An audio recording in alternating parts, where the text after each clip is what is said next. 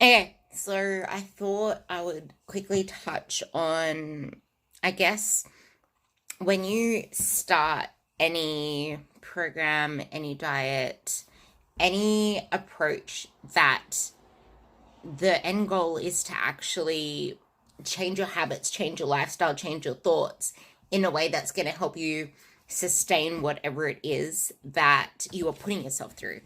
And this is the thing, and this is where a lot of people fall short. So they usually they don't think about what's going to happen like 6 months from now. And like something that I hear and see a lot is, okay, what's like what's the time commitment? What's the like contract for this, or how long does this go for, or something like that. Like people are looking just short term, and then you'll see people do something like they'll find something that's short, like 75 hard or a 12-week challenge, because it's got an end date to it. And while that's all well and good, it's more so the intention behind joining it. Like, I changed my mind on a lot of group training lately, because it's like, yeah, as much as I used to hate on this before, I actually feel like it's a great way to get people into the whole training thing if they're intimidated to get into a gym, and it's going to get them into that environment. But then over time, there comes a point where that's not going to serve you anymore, because it's like restraining you. It's not allowing yourself to actually progress forward, and you're not growing in the process. Like, you're staying in your comfort zone. And if you realize that the whole thing that you're going through, you need like focus on the process, you actually grow in the process. There is so much that can come from the process if you allow yourself to actually see what is something going to do for you. But people don't think about, what is this actually going to bring me? What is this actually going to add to my life? I have something written down that I really want to actually read. So, there is value and purpose of each and every experience. The point of anything is not what you get from having done it. The point of anything isn't the outcome. It's not chasing what this is going to bring you. It's who you become from having gone through it.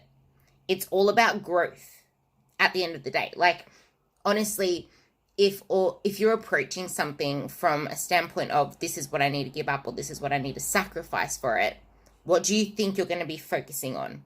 What do you think the outcome's going to be? Like, you don't really grow as much as you can in the process, because everything that you are putting yourself through to get to that process is more like, I need to go through this, instead of, I am actually achieving this. I'm learning from this. It's almost like you're putting yourself through doing chores, like slaving away to something just to achieve an outcome. It's just like, oh, pretend like, let's pretend we're like in Alaska or something, and it's like stormy, snow everywhere, and it's like, now you need to actually go through the brutal work of shoveling all the snow out to get the outcome of, I need to actually get the hell out of my driveway. It's pretty much like that. Like, you're shoveling all this snow out just so you can have a clear driveway. But it's gonna snow again. Instead of actually, for example, putting up a massive like shed or something over the driveway so that your car doesn't get bogged down next time, for example. That's probably a really stupid example, but it's like, you're focusing on just clearing out the pathway for the sheer purpose of getting the car out, instead of learning from the process and then building ways to become, so that it's more resilient next time, so that you save yourself the work, or you save yourself like the same mental energy, the same physical demand.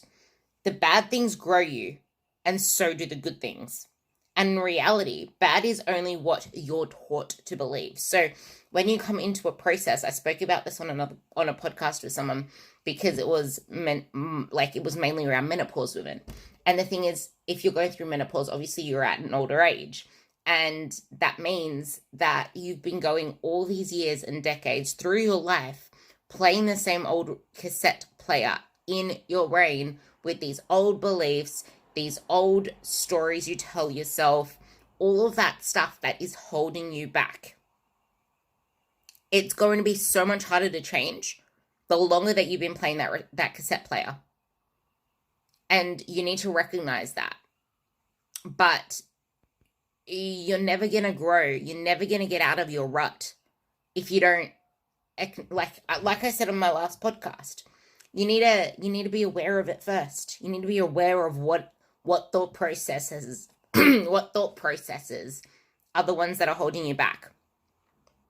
You need to be aware of what beliefs are limiting you, what beliefs are stopping you from getting to that next step. And until you do that, you're going to live in denial. You're going to make more excuses. You're going to keep holding yourself back and going through the same yo-yo loop. And I was talking with an older client today that literally said that she can believe all the things. Like, she knows that carbs aren't going to do this and that for her. She knows that her old lifestyle of, because when she came to me at first, she was doing like 1,200 calories or less, cutting out carbs. And as soon as the results stopped, or as soon as she felt bad within her body, she would start to cut the carbs again. She would start to cut her food more, do more exercise. And the question she came to me with is, what's the difference between compound movements and traditional movements? And I'm like, huh? What are traditional lifts? Huh? Because, like, to me, compound movements are traditional lifts. So I had no idea what she was talking about. But then she explained the compound movements, like you do a bicep curl into a lunge or a bicep curl into an overhead press. I'm like, okay, that's just no, that's dumb. But there's no such thing as a stupid question, because if you don't ask, you'll never learn. But the thing is, she knows this stuff. She knows it. But when you're in this place where you're not comfortable in your skin, where you feel like you've lost control over everything around you, it could be even due to hormones. It could be making yourself the victim to any situation because you're not taking that ownership. And this is where awareness comes in. You need to be aware. You need to get out of denial. And then you need to take ownership of the situation. You need to acknowledge the situation and realize you are in the driver's seat of your life. You have power over every choice that you make. You may feel like you don't, but you need to hone in your vision on what you do have control over.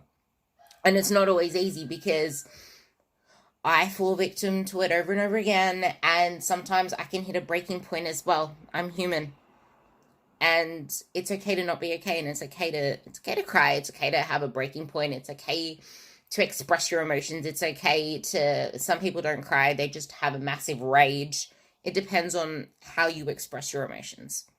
And that's okay, especially with everything that's going on.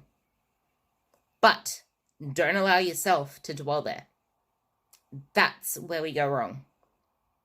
Never allow yourself to dwell there. You need to actually, because everything that you just went through is going to be a waste. Like, it's going to happen again and again and again, and you're going to keep going through the same cycle if you don't allow yourself to pause, like I said in the last episode. So you need to allow yourself to take a step back, minimize distractions, and to just audit. And that's literally what I'm doing today, because it's been quite a crazy last 2 weeks. And I've set in more boundaries in place now, where I'm limiting myself to 2 podcasts a week, having guests on either 2 times or being on 2 podcasts a week, unless I know that it's doable to do 3, I'm limiting it to 2. So, you learn through new things. And the thing is, trying to build up my podcast, for example, is a new pursuit, because I want to bring more quality information to you girls. And I feel like this is actually going to be better, because you're not going to be bombarded with really long podcasts all the time. And then I can actually put up shorter ones like this one, which I'm going to extract the audio from and put it up as well. But that's the thing. That's the thing. You need to actually take lessons from things that you need to be aware, like I said. Acknowledge it, get out of denial, take lessons from it, because that's where we grow from it. And the point is, it's not about how much you get right. It's not about how much you get wrong either. It's not about how much you struggle. It's about how much you get better with every experience, with every point of awareness, the good, the bad, the terrible, the struggles, the whatever it is, because there is so much that is not within our control. And that is why I hate it when we focus so much on trying to micromanage numbers, trying to micromanage and feel like we're in control of things like the scale, like how much we can lift one day, because we're not.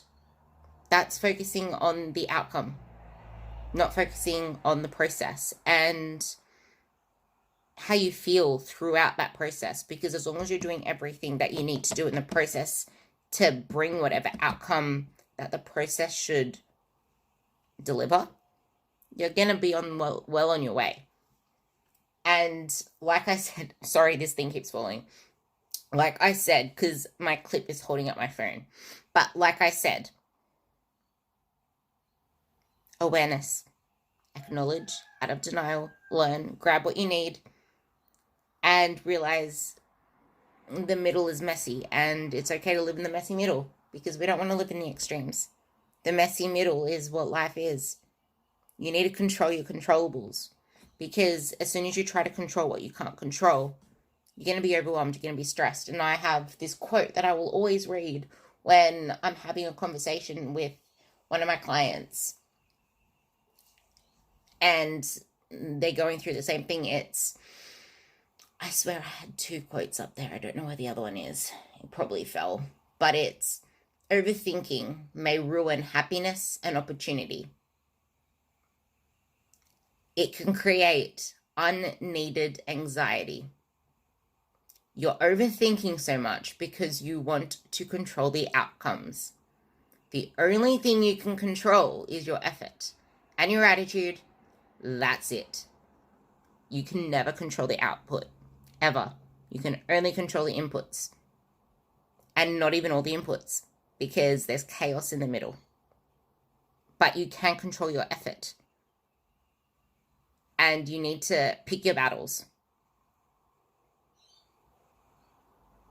Alternative, tell yourself you deserve it.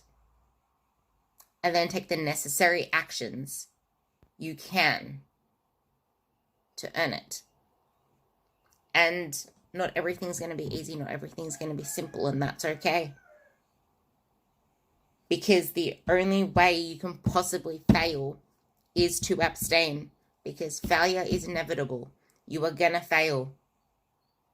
And I read a quote the other day, and it was something like, if you go into a battle, if you go into anything in life only visualizing success, only expecting success, you're gonna fall off track a lot more often than if you go in expecting failure as well, because you will fail. You're always gonna fail. But expecting it and learning how to handle it and realizing you'll always relapse, that's the biggest thing. Because you're preparing for it. So you know that you're not broken.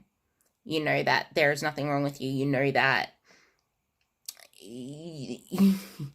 you're not doing anything wrong. It's part of life. You will relapse.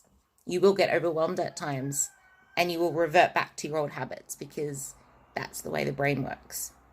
And when you're stressed out, your brain loses short-term memory. It can't consolidate new information. It can't learn new information. That's what happens when you're stressed out. And that's okay too. You're not broken. That's human. And that's why it's so important to pause, to breathe, to bring yourself out, and to be selfish. Like, learn not to make yourself available to everybody on weekends. You should not make yourself available to everybody every single day. Me, for example, I don't get a holiday, so I need to pick times through the week, through each day, that I literally make just for me and time block everything else, because I can't take weeks off. I can't take a whole week off. I can't take a holiday because I have this. And I'm not complaining because I love what I do and I choose to do it. Okay? Do not attach yourself to any one outcome being good or bad. The moment you decide one outcome is the right outcome, you're also deciding that another one is a wrong outcome. And sometimes things don't work out the way we intend them to. Some things do, some things don't. That's all a gift in itself. That is all, like I said, that is an experience to learn from. Just never attach yourself to an outcome. Attach yourself to who you want to become. And realize that that too is dynamic and that too can change. The more you attach yourself to something, the more you're going to set yourself up for failure, because it gets so hard to detach yourself from it. And I say it in nearly every podcast. And that's, do not attach. Do not attach. Well, actually, it's more the fact that I was saying when you attach yourself to the identity of someone who's always trying to lose weight or who's always been this big person, it becomes harder and harder to think otherwise. And as soon as there comes a point to stop focusing so much on that and to start focusing on who you want to become and how much you can add to your life, there's this mismatch. Anyway, I'll leave it at that. I went 6 minutes over. Hope you like this, and I love you.